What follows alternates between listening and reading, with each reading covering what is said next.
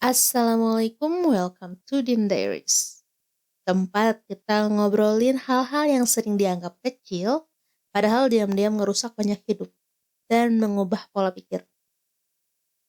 Dan hari ini gue mau ngomongin sesuatu yang penting, yang kurang nyaman, yang sangat-sangat uncomfortable, itu tentang rape culture, tentang victim blaming, tentang kenapa pelaku sering dilindungi, kenapa pola ini terus keulang.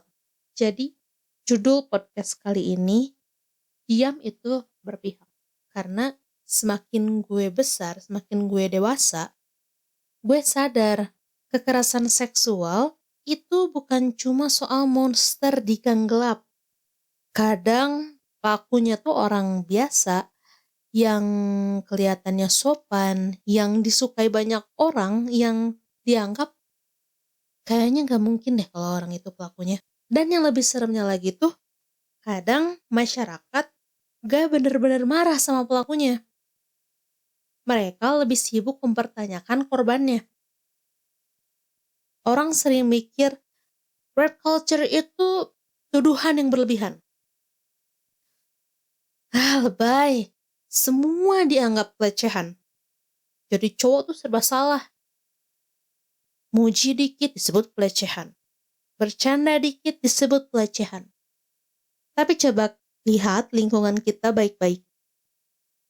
Kita hidup di tempat yang catcalling dianggap bercanda, rape jokes dianggap humor, komentar vulgar dianggap normal, dan korban disuruh maklum.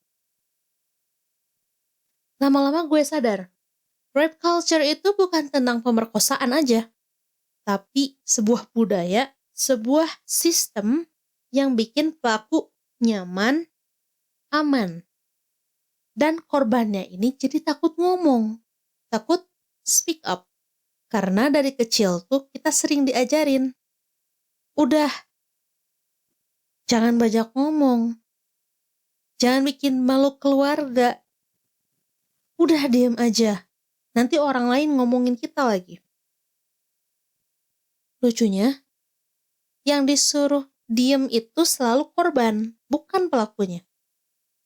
Gue heran deh, setiap ada kasus pelecehan atau kekerasan seksual, pertanyaan pertama hampir selalu, dia pakai apa bajunya? Kenapa dia mau ikut? Dia ngapain malam-malam keluar rumah? Kenapa sih harus baru speak up sekarang? Jarang banget orang yang mulai, pelakunya ngapain kamu? Dan itu capek banget. Karena korban gak cuma harus survive dari traumanya, tapi juga harus survive dari opini orang. Kadang orang gak sadar, victim blaming itu bikin korbannya tuh mikir, apa ini emang bener salah gue ya? Padahal kan enggak. Dan yang bikin gue sedih, bahkan sesama perempuan kadang ikut nyalahin korban. Dan kita tumbuh di budaya yang ngajarin perempuan itu harus jaga diri, tapi jarang banget ngajarin laki-laki juga harus menjaga perilaku dan nafsunya. Ini bagian yang bikin gue emosi, karena banyak pelaku tuh bukan gak ketahuan. Orang-orang sekitarnya udah tahu, tapi mereka pilih diam. Karena pelakunya itu orang baik. Kasian nanti karirnya kayak gimana. Jadi gak usah diperpanjang. Nanti merusak nama baik. Dan akhirnya siapa lagi yang dikorbanin? Korbannya. Kadang masyarakat tuh lebih takut reputasi pelaku itu hancur daripada trauma korban seumur hidup. Dan itu gila sih. Karena diam bukan netral. Kalau ada ketidakadilan, terus kita pilih nyaman dan nggak ngomong apa-apa, itu tetap bentuk keberpihakan. Makanya judul podcast sekarang itu, diam itu berpihak. Karena Banyak sistem rusak bertahan bukan cuma karena orang jahat, tapi karena ada orang lain yang tahu ini tuh salah, tapi milih diam untuk aman. Dan tahu nggak kenapa kasus kayak gini itu terus berulang?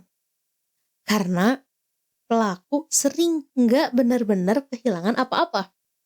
Masyarakat gampang lupa. Orang bilang, ya udahlah move on, namanya juga manusia, pasti punya hilaf. Tapi anehnya, korban gak pernah dikasih privilege buat move on secepat itu. Trauma bisa kebawa bertahun-tahun. Bahkan ada korban yang takut sama keramaian, takut sama laki-laki, susah percaya orang, nyalahin diri sendiri, sampai ngerasa tubuhnya sendiri tuh jijik dan bukan tempat yang aman lagi untuk dia.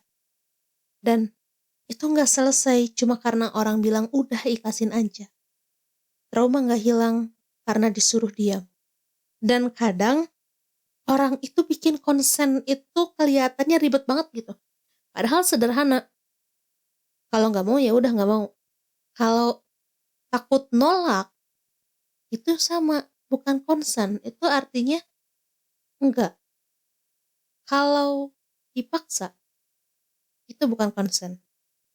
Kalau dimanipulasi itu bukan konsen juga. Bahkan dalam hubungan, bahkan dalam pacaran, bahkan dalam pernikahan.